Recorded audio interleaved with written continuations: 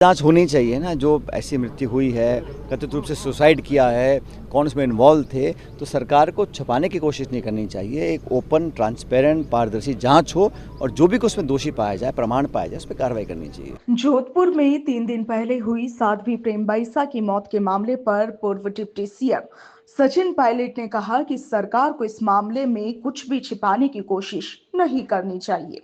इसकी खुली और पारदर्शी जांच होनी चाहिए। सचिन पायलट ने आगे कहा कि जो भी दोषी पाया जाए या जिसके भी खिलाफ प्रमाण मिले उस पर सख्त कार्रवाई होनी चाहिए। दरअसल सचिन पायलट रविवार को उदयपुर के दौरे पर है। पायलट सुबह तकरीबन 8 बजे उदयपुर के डबोक एयरपोर्ट पहुंचे, जिसके बाद वे उदयपुर के भुवाड़ा क्षेत्र में पीसीसी मेंबर दुर्गा सिंह राठौड़ के पिता के निधन पर शोक जताने उनके घर पर पहुंचे और यहां से पायलट राजसमंद के नाथद्वारा के लिए रवाना हो गए हैं। इस दौरान मीडिया से मुखातिब होते हुए सचिन पायलट ने क्या कुछ कहा, सुनिए। जांच होनी चाहिए ना। जो ऐसी मृत्यु हुई है, कथित रूप से सुसाइड किया है, कौन उसमें इन्वॉल्व थे, तो सरकार को छुपाने की कोशिश नहीं करनी चाहिए। एक ओपन, ट्रांसपेरेंट, पारदर्शी जांच हो और जो भी उसमें दोषी पाया जाए, प्रमाण पाया जाए, उस पर कार्रवाई करनी चाहिए। आज केंद्र सरकार अपना बजट प्रस्तुत करेगी और हमने देखा है पिछले कई सालों से बजट होता है सरकार की मंशा जाहिर करने का एक ज़रिया होता है।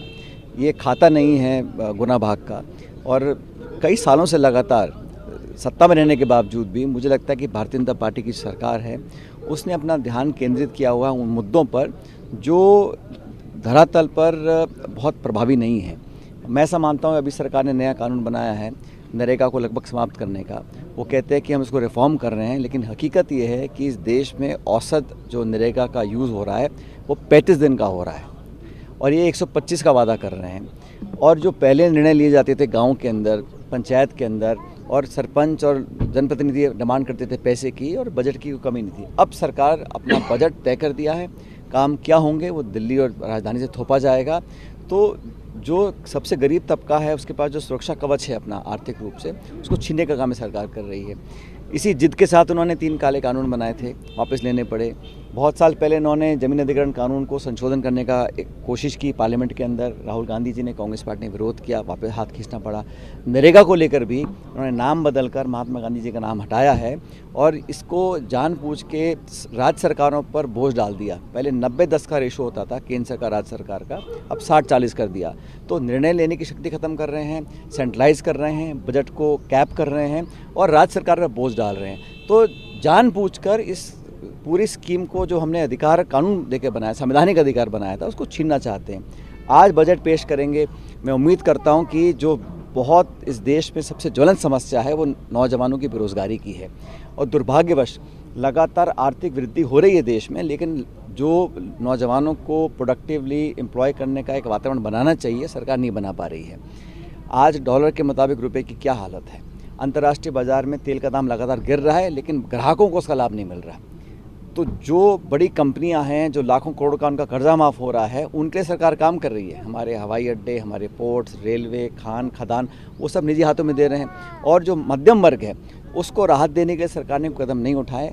हम चाहेंगे कि सरकार आने वाले जो अगला वित्तीय वर्ष होगा इसमें राहत दे गरीबों को, किसानों को, नौजवानों को, मध्यम वर्ग को। और चुनाव से पहले आप लोगों के खाते में पैसे डाल सकते हो चुनाव जीतने के लिए, लेकिन जब आज ज़रूरत है लोगों को, किसान को कर्जा माफ़ी की, गृहिणियों को, बच्चों को, महिलाओं को, उनके लिए सरकार बजट में नहीं कर रही है। ये बड़ा दुख की बात है। सर, सोने चांदी के भाव बढ़ते जा रहे हैं, वैसे कल 1 लाख रुपए डाउन हो गया था एकदम, तो कैसे देख रहे हैं आप? तो भाई ये तो भाव बढ़ रहे हैं, महंगाई बढ़ रही है। अब शादी ब्याह का समय है, लोगों की पहुँच से सारी चीज़ें बाहर जा रही हैं। और मत भूलिए कि देश में जितना विकास हो रहा है, बहुत बड़ा तबका हमारा ऐसा है जो उससे वंचित रहा है।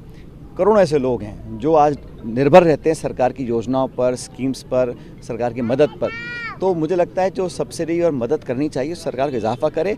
और महंगाई जो है, आज हर चीज़ महंगी हो रही है और सरकार महंगाई कम करने के लिए कोई प्रभावी कदम नहीं उठा पा रही है। बजट के पूर्व आज गैस सिलेंडर के भाव बढ़ा दिए। अभी तो बहुत कुछ बढ़ सकता है। मैं कह रहा हूँ महंगाई जो है अनकंट्रोलेबल है।